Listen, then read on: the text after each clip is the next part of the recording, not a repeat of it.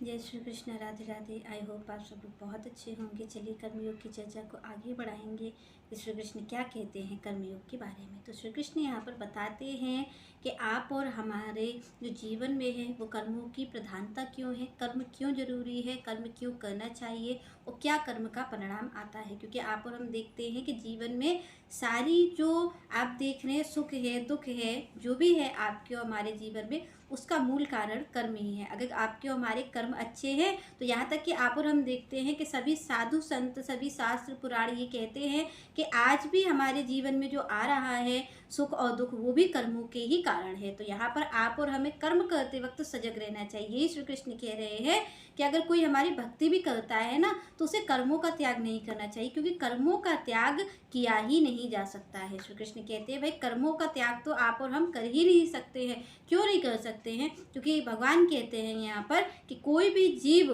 प्राणी मात्र कोई भी बिना कर्म किए नहीं रह सकता है। भगवान कहते हैं भाई अपने आप शरीर को तो एक जगह आप बैठा सकते हो, वो तो उसको तो कार्य करने से आप रोक सकते हो, पर जो आपके अंदर बैठा हुआ मन कार्य कर रहा है श्री कृष्ण कहते हैं उसको कैसे रोकोगे? आप अपने चेष्टा अपनी इस तरीके का आप बल दिखा करके शरीर को तो रोक सकते हो, शरीर तो नहीं जाता। आप और हम देखते हैं कि हमारा जो शरीर है वो तो यहीं पर रहता है, पर मन जिस चीज़ का चिंतन करता है उसको तो आप और हम नहीं रोक पाते। आप और हम कहीं मान लीजिए कोई जगह है वहाँ पर हम जा नहीं पाते हैं, पर हमारा मन तो वहाँ का अगर चिंतन करता रहता है तो हम उसको तो नहीं रोक पाते ना। चिंतन करने से उसका ही परिणाम आता है। उसकी अगर आप ज़्यादा चिंतन किसी चीज़ का करते तो आप उसको पा लेते हैं। या अगर आपको किसी जगह जाना है और मन आपका ज़्यादा चिंतन कर रहा है तो आप उस जगह पहुंच जाएंगे, वो शरीर को वहां तक पहुंचा लेगा। और अगर किसी चीज़ को आपको बहुत खाने का मन कर रहा है, आपका मन है बार बार चिंतन कर रहा है, तो आप उसे खा ही लेंगे। तो भगवान कह रहे कि भाई मन का चिंतन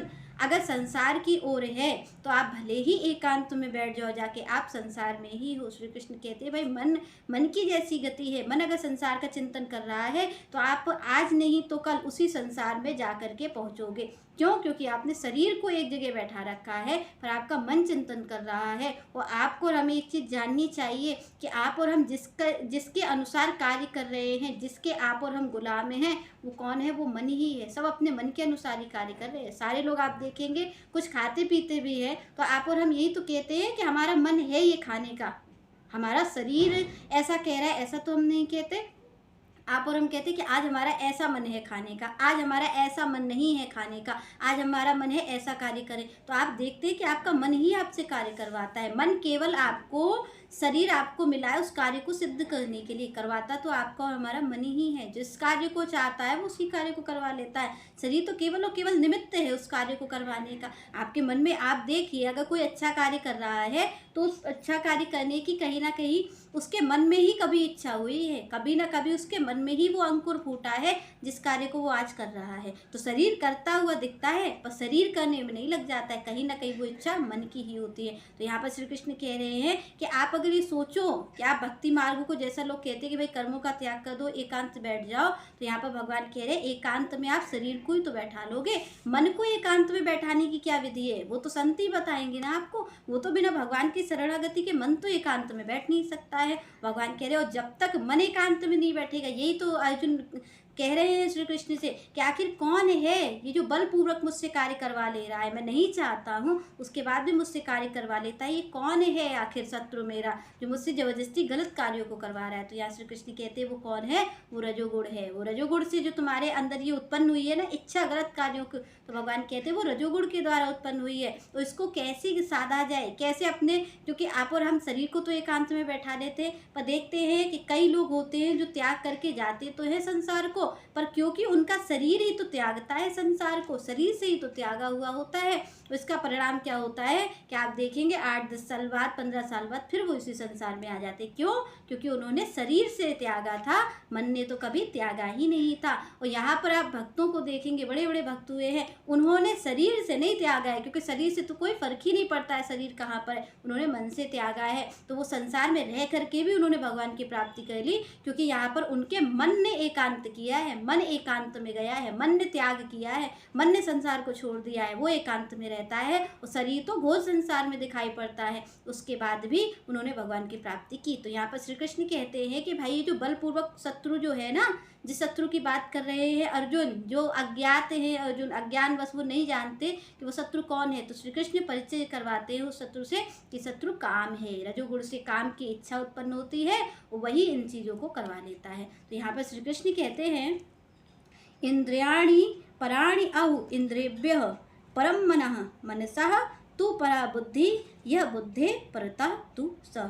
भगवान कह रहे इंद्रियाणि पराणि आहु, भगवान कहते हैं कि यहाँ पर पहले तो ये कहा जाता है कि भाई इंद्रियां ही कार्यशील है, इंद्रियां ही सारे कार्यों को करवाती हैं। तो भगवान कह रहे हैं कि इंद्रियाणि पराणि आहु इंद्रियभ्यः, भगवान कहते हैं कि भाई ये मत समझना कि इंद्रियां ही सब कुछ है, इंद्रियों से भी बढ़कर के कुछ है। तो श्री कृष्ण कह रहे हैं कि ऐसा मत, सारे लोग ये कहते हैं भाई ये जो इंद्रियां हैं इंद्रियों को नियंत्रित करो, इंद्रियों को नियंत्रित करो, क्योंकि ये इंद्रियां ही सारा कार्य करवाती है। तो श्री कृष्ण यहाँ पर कह रहे हैं कि भाई इंद्रियों से भी बढ़कर है, कौन है इंद्रियों से बढ़कर, कौन है इंद्रियों के ऊपर भी कोई है। जैसे आप और हम देखते हैं ना कि सबके ऊपर कोई ना कोई होता है। तो यहाँ पर श्री कृष्ण कह रहे हैं कि ये जो इंद्रियां हैं ना, जिनको बलपूर्वक कहा जा रहा है कि भाई ये बलपूर्वक कार्यों को, गलत कार्यों को करवा लेती हैं, तो भगवान कहते हैं कि इन इंद्रियों से भी बढ़कर कौन है।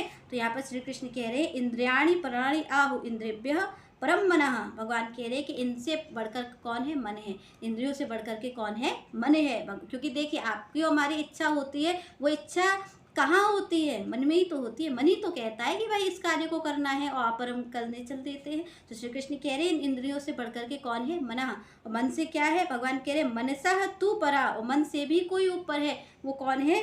तो श्री कृष्ण कहते हैं मनसः तू परा बुद्धि या बुद्धि परतः तू सह। भगवान कह रहे हैं कि भाई मन के ऊपर कौन है, बुद्धि है, और भगवान कह रहे बुद्धि से भी कोई ऊपर है, वो है आत्मा।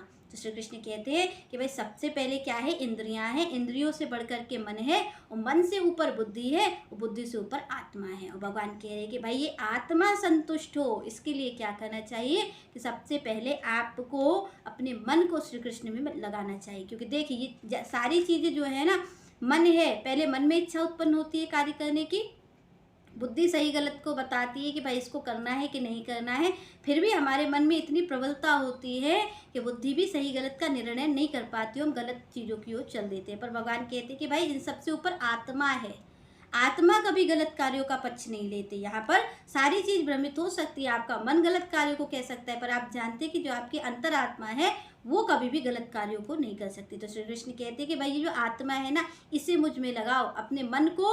श्री कृष्ण कहते हैं कि यहाँ पर मेरी भक्ति आप करो, आपको इतनी सारी चीज़ों को करने की जरूरत नहीं। श्री कृष्ण कहते हैं केवल मेरी भक्ति करो, श्री कृष्ण की सेवा में आप लग जाइए, तो आप देखेंगे आपका मन, आपकी बुद्धि, आपकी इंद्रियां और सब कुछ उनकी ही सेवा में लग जाएगा। जैसे ही श्री कृष्ण के पास कोई जाता है, श्री कृष्ण की कोई भक्ति में लगता है, तो ये सारी चीज़ें अपने आप ही खत्म हो जाती हैं। जितनी आपको और हमें लगता है ना कि मन नहीं नियंत्रण में होता है, मन को कैसे करें, बुद्धि को कैसे हम विवेक कैसे जागृत करें, तो श्री कृष्ण यहाँ पर कहते हैं कि जब मेरी जीव भक्ति में लगता है तो स्वतः ही सारी चीज़ें सही हो जाती है। सारी चीज़ें जितनी आपको ये दिक्कत होती है ना कि मन परेशान करता है, कई लोग कहते हैं भाई मन में गलत गलत विचार आते, तो आप केवल और केवल श्री कृष्ण की सेवा में लगिए, आपकी सारी चीज़ें दूर हो जाएंगी। चलिए नेक्स्ट चर्चा हम नेक्स्ट वीडियो में करेंगे, तब तक के लिए जय श्री राधे, जय श्री कृष्ण।